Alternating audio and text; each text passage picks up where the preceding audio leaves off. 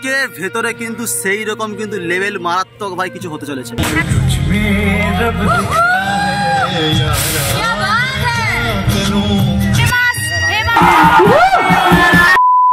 Hi everyone, আজকে আমাদের গন্তব্যস্থল ছিল চন্দ্রকোনা।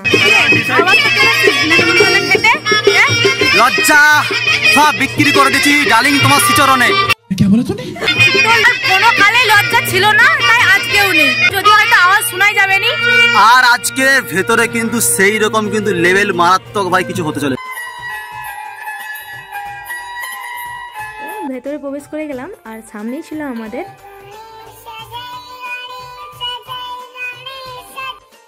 তো গুরুদাদাকে প্রথমেই বলে নিলাম যে আমি যতই খাই আমার পেটটা যেমন না খারাপ হয়। বৃষ্টি পড়ছে, এত ঠান্ডা, তারপরেও আমাকে মকটেল খেতে হবে, তাই এখান থেকে আমি নিয়ে নিলাম আমার মোস্ট ফেভারিট ব্লু ল্যাগুন। তো মকটেল খেতে খেতেই দেখলাম আজকে নবদম্পতির এন্ট্রি হচ্ছে।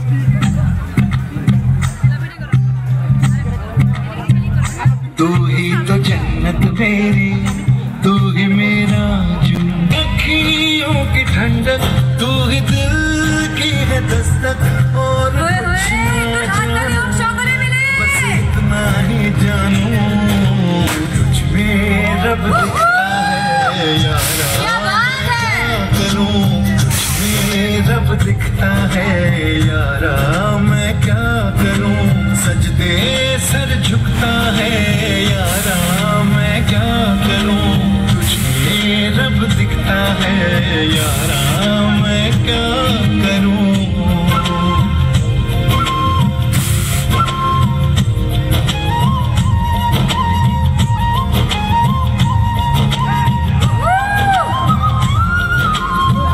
নবদম্পতি তো সেই চমক দিয়ে এন্ট্রি নিয়ে নিল, আর আমি এদিকে চলে আসলাম স্টার্টার আইটেমগুলো একটু টেস্ট করার জন্য।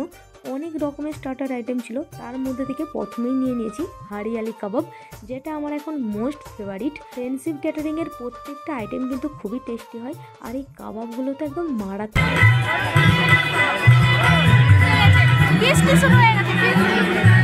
তো বৃষ্টিকে উপেক্ষা করেই এখানে এখন রেশমি কাবাবের টেস্ট অনুভব করছিলাম, দারুণ লাগছিল।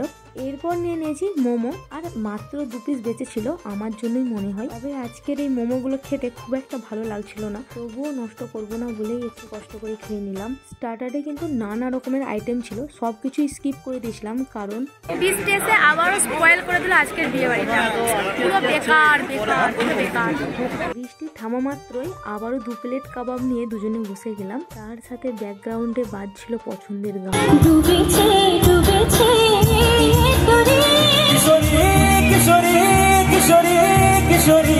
তোকে না পাইলে জানি না কি করি।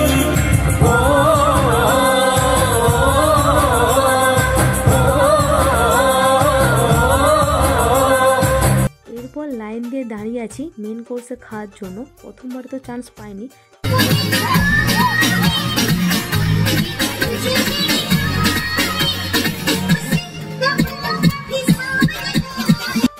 দ্বিতীয়বারে ঠেলাঠেলি করে আমরা সিট পেয়ে গেলাম। তো আজকে তেমন কিছু খাবো না, একটু পাতুরি ডাল ভাত খেয়ে উঠে যাবো ভেবেছিলাম, যেমনটা ভেবেছিলাম তেমনটাই করলাম। বাড়ি যাওয়ার আগে দাঁড়িয়েছিলাম, তখনই এখানে সকলে টেনে নিয়ে গেল আমাদের, কিন্তু নাচতে আর পারছিলাম না, খুবই লজ্জা লাগছিল। তখন খুব মনে পড়ছিল মমিতা বৌদি ভাই এবং সোমাদের কথা।